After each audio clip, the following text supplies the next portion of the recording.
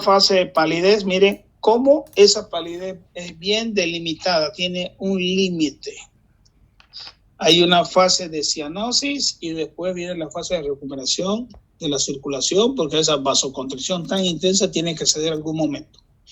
¿Ya? Entonces, se da este vasoespasmo en ciertas personas, ¿ya? Dice que es por respuesta al estrés y ocasionalmente al frío. Acá nosotros lo hemos visto cuando la persona mete la mano a la heladera. Ustedes saben que cuando sacamos de la heladera, siempre lo vamos a agarrar el cuerpo, una botella, alimentos, un plato, lo que ustedes tengan ahí se enfría. Entonces al agarrarlo, inmediatamente los sensores que tienes en la piel perciben el frío y que es lo que le genera al paciente que tiene esta patología, que es el fenómeno de Raynaud, le va a generar pues un vasoespasmo, ¿ya? Ya en 1862 ya ese autor, el que recibe el nombre Maurice Raynaud, entonces fue el primero en que hizo una descripción que es la misma. Vasoespasmo episódico, simétrico y distal, caracterizado por palidez, cianosis y sensación de llenado o entumecimiento, a veces muy doloroso. Les puedo decir que duele. Mientras estás en vasoconstricción, ustedes saben, al haber vasoconstricción, se pone pálido, entonces los tejidos no reciben irrigación y el músculo inmediatamente reacciona y genera dolor, y ese dolor duele muchísimo. Los Raynaud llegan a gritos. Entonces le pones un vasodilatador y recupera la circulación, le duele todavía unas 2 horas y ya después va cediendo a poco, siempre y cuando la necrosis no se haya iniciado. Entonces, hay un Raynaud, hay lo que se llama la enfermedad de Raynaud, que tratábamos de decir que es el primario. La enfermedad de Raynaud se caracteriza porque no va asociado a otra enfermedad. Lo más frecuente que nosotros vemos es el secundario. Secundario es otra patología. Todas las patologías autoinmunes que ustedes conocen, por sí, hepatitis autoinmune, ¿ya? Alergias, ¿ya? Por decir, síndrome carcinoide, que es una granulación mastocítica a nivel gástrico, digamos, eso van a generar un Raynaud secundario. Entonces, el primario normalmente no hay una patología de base. Entonces, lo que más vemos es el secundario. Entonces, son ataques por época, cuando está frío. O en su caso, cuando la persona sufre demasiado estrés, entonces va a activar el sistema y va a generar una reacción en ambas manos. Ambas manos van a pasar por estas 3 fases. ¿Hay ausencia de necrosis? Sí, señor, en el primario no se habla de necrosis, en el secundario muy poco, pero se ha demostrado que sí hay. Normalmente no se encuentra una causa subyacente que sea la causa. Como tiene un fondo inmunológico, es difícil a veces saber cuál fue. ¿Ya? Entonces, si tú mides con reactante de fase aguda, puedes demostrar que hay un proceso inflamatorio y esa inflamación muchas veces es inespecífica, no te dice qué es lo que tiene. Y si haces la prueba de FAD, vas a ver que estos van a ser negativos en la mayoría de los casos, pero igual se los cataloga como una enfermedad reumática. Entonces, hay pacientes jóvenes con Raynaud solitario mayores a 2 años, donde no hay riesgo de enfermedad, tienen bajo riesgo de desarrollar la enfermedad autoinmune.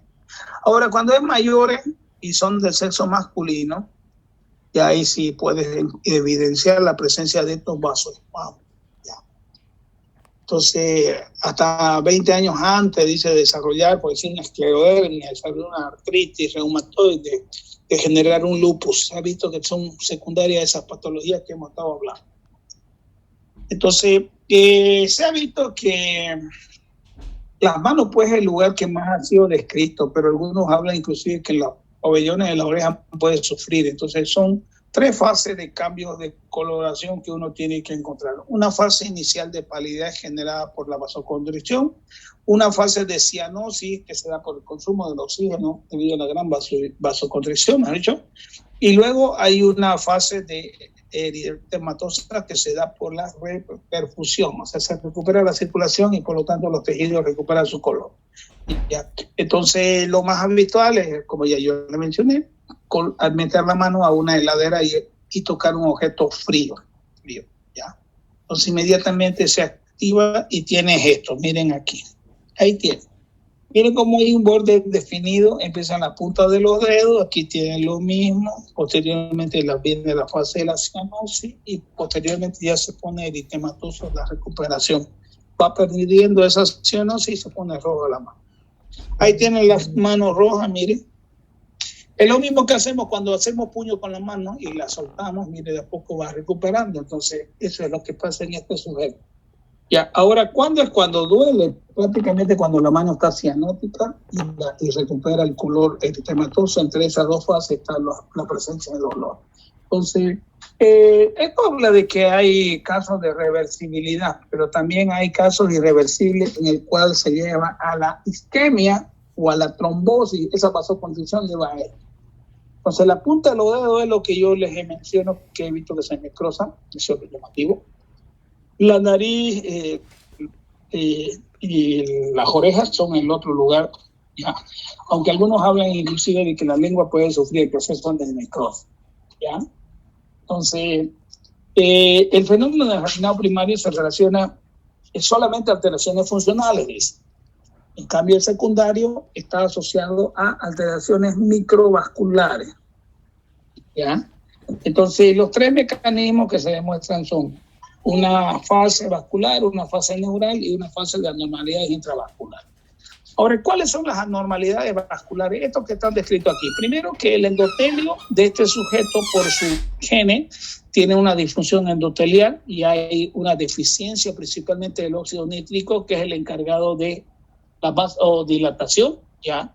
Y se van a generar en el territorio donde se va a dar el fenómeno un incremento de sustancias que generan una vasoconstricción. Dentro de ello está la endotelina 1, que es la más, ¿ya? Y esa endotelina junto con su liberación van a estar afectados, ¿ya?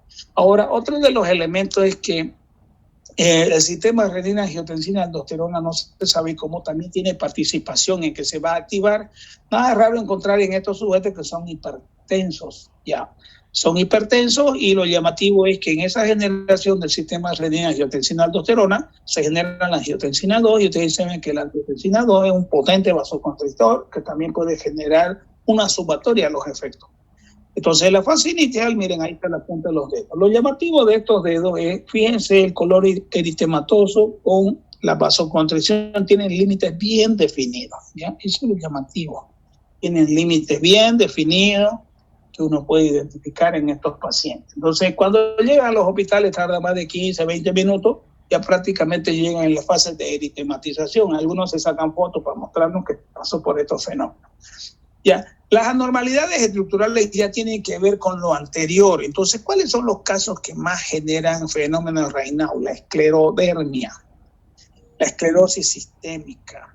La esclerosis afecta a la piel, pero no se olviden que los vasos sanguíneos también van a sufrir un engrosamiento de sus paredes. Entonces, y estos van a reaccionar de manera anómala cuando se dé el mecanismo de la vasoconstricción, ¿ya?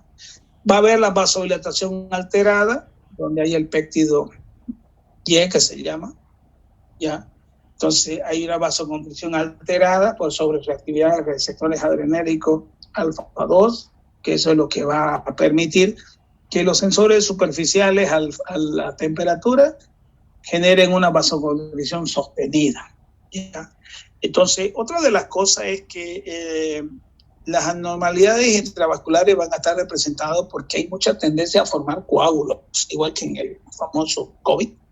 Entonces, hay incremento de la activación y de la agregación plaquetaria. Por lo tanto, vamos a generar ya en su generación aumento de la producción del tromboxano A2, que también actúa como un potente vasoconstrictor, ¿ya? Y es por eso que los pacientes con esclerodermia son los que van a sufrir más este tipo de complicación. La prevalencia habla que en Estados Unidos, por cierto, es viejo, del año 2015, 14 o 13 debe ser, pero no es reciente. Lanzaron un trabajo grandísimo, donde hicieron un levantamiento de todos los hospitales, donde hablaba del 11% y muere 8%. Nosotros no tenemos en Bolivia relatos. Tenemos relatos individuales, pero así general de todo el país no hay, ¿ya? La prevalencia, casos antiguos y nuevos, del Raynaud, varía de 5 al 20% en mujeres y de 4 a 14% en hombres. En otras palabras, más frecuente en mujeres. Pero esa mayor frecuencia va 1 a 1 casi. No es mucha la diferencia. Ya, entonces la mortalidad está representada por la formación de los coágulos que te llevan a mayor formación y puede llevarte la vasoconstricción con formación de coágulos, llega a isquemia y prácticamente a necrosis, ¿no? Entonces, el secundario muchas veces dependerá de la mortalidad de la patología de base. Entonces, la patología de base está representada por la esclerodermia. Si existe una esclerodermia sistémica, entonces vamos a hablar de mayor mortalidad. Lo mismo genera el lupus y el síndrome de anticuerpos antifosfolípidos, que es el famoso, que es uno de los que está conformando el famoso síndrome de hiperviscosidad, en el cual el famoso ANCA te va a salir positivo, que el otro día preguntaron. ¿Ya? En el primario generalmente ocurre entre los 20 a 30 años, son jóvenes, ya debutan por meter la mano a la heladera, meter el agua fría, entonces ahí viene. El secundario tiene que pasar, según la patología, será de los 40 a los 60 años en artritis, entonces tienen varias patologías que son, dependiendo de la edad, pueden generar esta complicación. Entonces, la historia clínica está representada porque la persona, aparte de los cambios de colores, habla de entumecimiento, de dolor, cambios de la coloración que son propias, ¿ya? Y algo que se ha encontrado interesante es que, que hay asociación a ciertas labores profesionales. Todo lo que sea vibración hacen este tipo de cuadro. Ahí tienen que utilizar talado, ya hay algunos que utilizan moladoras que generan vibraciones. Hay otro para picar el piso, esos martillos neumáticos. Inclusive el hecho de utilizar estas lavadoras de piso, ya son de las más relatadas, pero también, como todas las patologías inmunológicas, la manipulación del famoso PVC, ¿no? El PVC es uno de los derivados del poliuretano, entonces también se ha visto que tiene los gases cierta predisposición para generar este cuadro, ¿ya? Entonces, todas esas personas que utilizan muchos disolventes en la industria de la pintura, ¿ya? Ahí habla de solventes como el sileno, tolueno, acetona, solventes clorinados, entonces están asociados, digamos, a este tipo de patología. Acá hay industria de pintura, bastante. Sileno, tolueno, lo utilizan mucho, los clorinados. La acetona, bueno, pues ustedes saben que hay gente que se droga con acetona en Santa Cruz, ¿no? Estos viciosos de la calle, cuando no consiguen clefa, bueno, ahora es difícil conseguirla en la clefa, ¿no? Utilizaban acetona. Entonces con eso lograban, digamos, pero no se veía, digamos, un incremento en medio de esto, de lo que estamos hablando, que es el fenómeno reinado.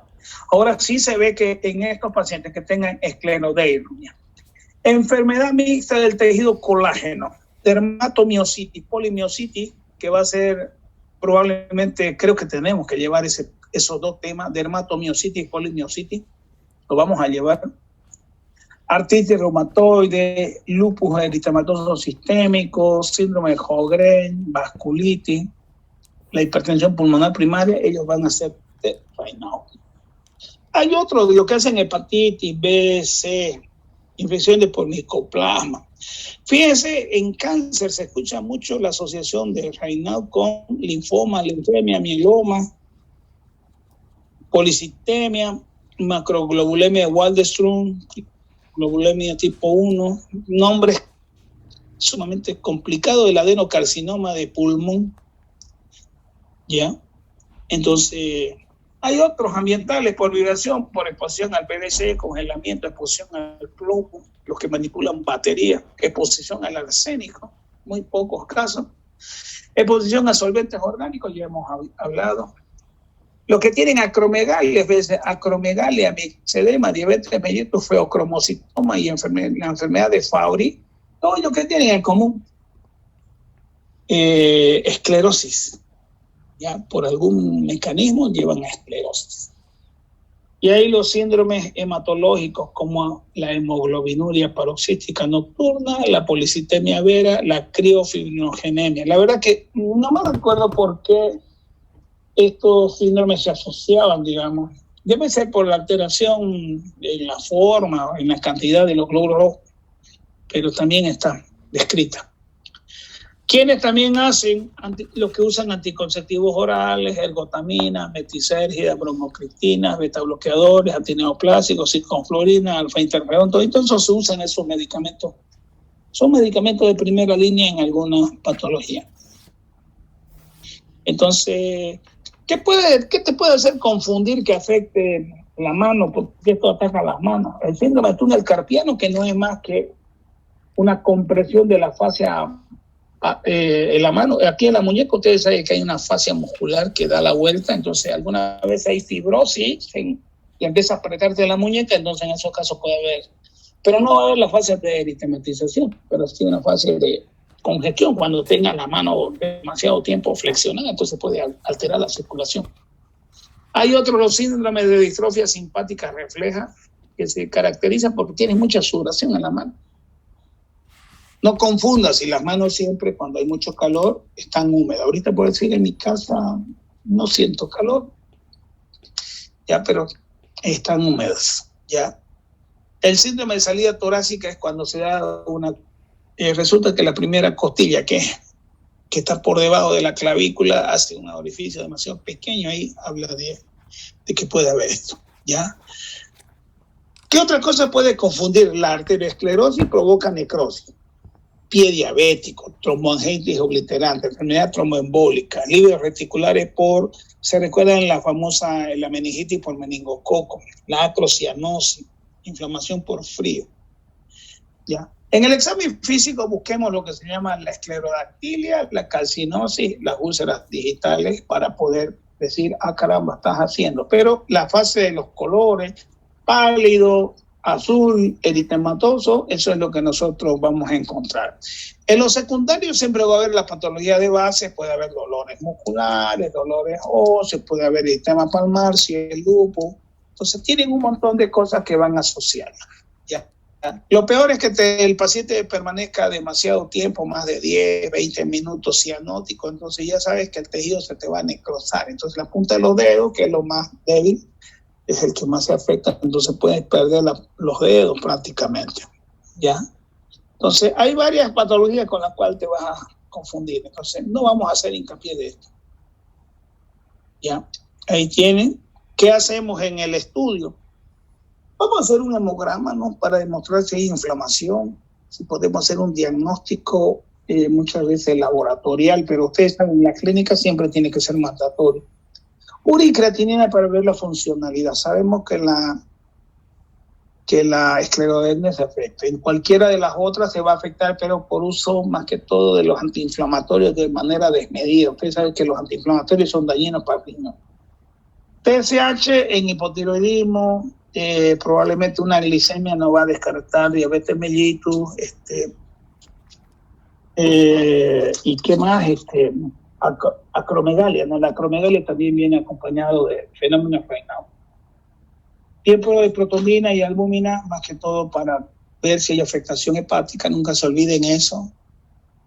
La clásica es querer valorar hígado con bilirrubina, transaminasa, verdaderamente es una soncera. Se valora la funcionalidad con tiempo de protonina y albúmina, son los dos componentes.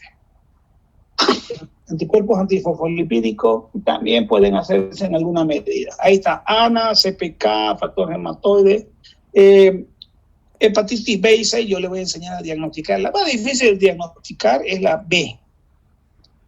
Las otras tienen unas pruebas, pero la B tiene varias pruebas y hay que ver en qué fase la vas a pedir para que te salgan positivas. Las pedí fuera de fase, entonces te van a salir negativas y vas a decir no tienes nada. Entonces hay que saber en qué momento pedirla y no se pide nomás todas en un mismo momento. Tienes que saber seleccionar cuál y en qué momento, porque si no vas a cometer el mismo error de siempre, pedir cosas injustificadas y mal hechas. ¿Ya? Entonces, monitoreo de metales pesados. En Bolivia no hay metales pesados, un laboratorio que te los mida. Hormona de crecimiento, sí, puede haber ácido juvenil mandélico, metanefrina, en esos casos cromocitomas, que también va a acompañar el fenómeno Raynaud. Anticuerpos antifosfolipídicos, muy pocos. Electroforesis de proteínas también puedes hacer. Ahora, esto que ven aquí es una termografía, esto no hacemos acá, lo hacen en Chile. Así debe hacer, no sé dónde, pero sé que hace en Chile, Argentina, que son los lugares donde van de Bolivia a hacerse este estudio. Ya, entonces la termografía te permite ver la temperatura y prácticamente te puede valorar qué áreas están bien irrigadas, cómo está. Cuando ustedes sufren de vasoconstricción, entonces una de las cosas que va a pasar es que los territorios de los dedos de las manos van a sufrir una disminución de la temperatura. Entonces, al cambiar las temperaturas, tú puedes más o menos delimitar hasta dónde va la lesión. ¿Ya? Eso se hace durante el periodo del ataque, ¿no? Pero si no está en ataque es difícil. Entonces, ¿qué es lo que pasa con estos pacientes y cómo lo vamos a manejar? Primera cosa que le vas a enseñar al Raynaud es no meter la mano en la heladera. Y si mete la mano, pues tiene que usar guantes. Ya, entonces evitar todos esos medicamentos que puedan generar vasoconstricciones. Por decir, los antigripales están dentro de esto. Ya uso del estimulante como la nicotina, ya chocolate, maní, tienen también ciertos componentes que te pueden activar.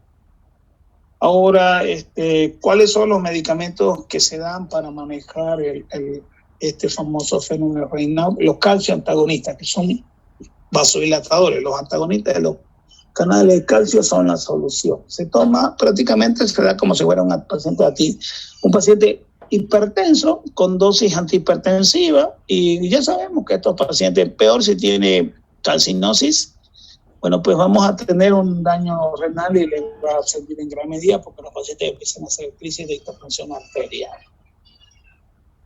Ya, entonces, si estamos en frío, hay que utilizar guantes permanentemente, ya. Lo que nunca se va a poder utilizar en estos pacientes es la utilización de por decir, de otros medicamentos, por decir,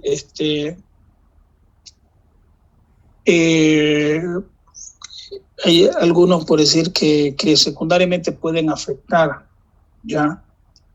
Entonces, hay que hacer eso. ¿Listo? Me olvidé los nombres. Ahí tiene, mire, eso es un Raynaud, así ya los dedos.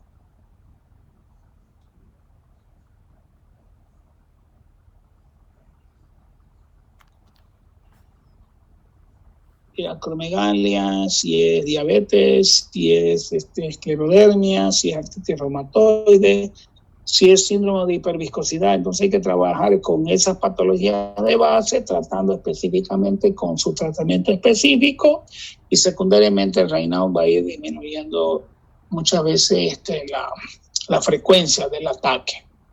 Ya, entonces eso es importante, eso cada una va a tener.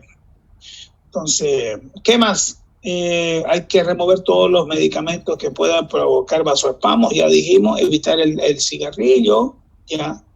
Y bueno, pues eso tiene que ser una incorporación diaria de todo esto para evitar esta vasoconstricción. Ahora, si llegan, no esperen que el calcio antagonista actúe inmediatamente, entonces hay que poner analgésicos. Ya saben, los analgésicos, utilicen analgésicos de primera línea, ya tienen varios analgésicos, ya. Lo que más funciona es el tramador, porque el dolor es muy intenso por la isquemia. Y si no calma con tramador, ya, tú puedes utilizar el ketorolato de trometamina, que es un buen analgésico, que es de uso hospitalario, que es el número 1, ya. Si es alérgico a los AINES, acuérdate del clonixinato de lisina, tú lo puedes utilizar, es tu alternativa. Y bueno, el tramadol es un derivado de los opiáceos muy potente, muy bueno. Ya, pero si sigue doliendo, lo mejor es hacer una infiltración entre los dedos, meterle a los dedos de la mano anestésico, pones de a 2 ml en cada unión de dedos, con eso se corta el mecanismo.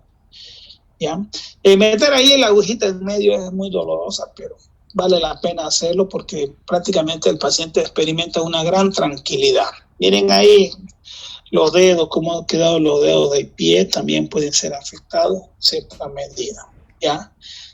Entonces el nifedipino es el mejor calcioantagonista, se da 10 miligramos cada 8 horas, 3 veces al día. No se utiliza 2, siempre es 3 veces al día. El amlodipino es un efecto, es un dihidropiridínico, no dihidropiridínico. Entonces, este se caracteriza porque su efecto es más sostenido, 24 a 36 horas, entonces puede utilizar de 5 a 20 miligramos. En una hipertensión tenaz, esas que son feas, nunca sobrepasamos los 10 miligramos. Utilizan de 5 a 10 y se puede controlar el evento. La pentoxifilina es un medicamento que se utiliza para las insuficiencias vasculares, venosas y arteriales. Es un estimulante de la liberación del óxido nítrico, del óxido nitroso, mejor dicho, perdón. Entonces se da en dosis de 400 a 600 miligramos cada 8 horas. También se ha demostrado que en la fase inicial de la vasoconstricción este producto es muy bueno. Su efecto tarda de 6 a 8 horas. El prazosin igual es otro, ya tiene una acción central, no se lo usa mucho, y los sartán ya saben que es pertenece a los IECA, ¿no? Principalmente a los inhibidores de la enzima convertidora angiotensina. También el problema de estos productos es su efecto sostenido 24 y 36, también lo puedes usar. Ahora, un producto que llegó hace 10 años y que actúa muy bien es el famoso sildenafilo, ¿no?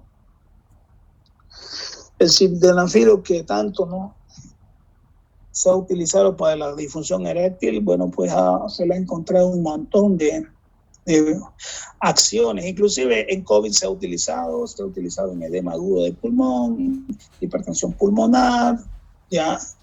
Entonces, aparte de la disfunción sexual en el paciente diabético, pues vino a ser el boom, lo que le cambió la calidad de vida del diabético. Pues el diabético, el problema es que el pipito no quiere funcionar, entonces el famoso Viagra, el sildenafilo, es la solución, ¿no?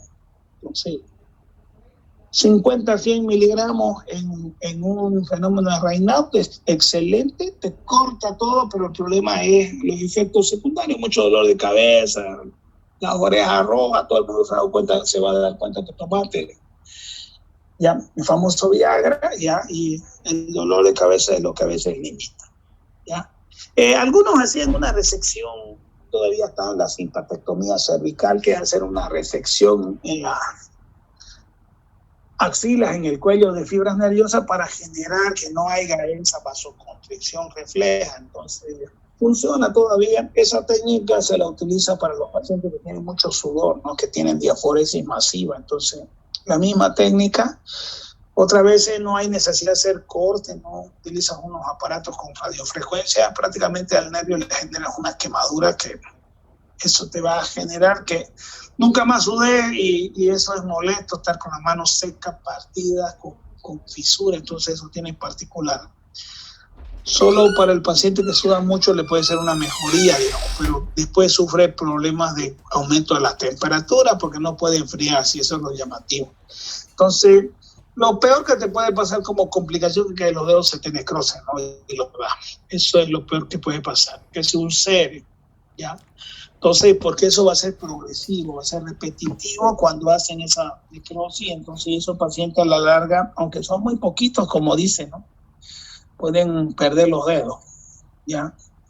El pronóstico depende, pues, ¿no?, de la patología de base. Su mortalidad y morbilidad depende de la patología de base. Si tienes una esclerodermia, prácticamente es alto, entonces es malo.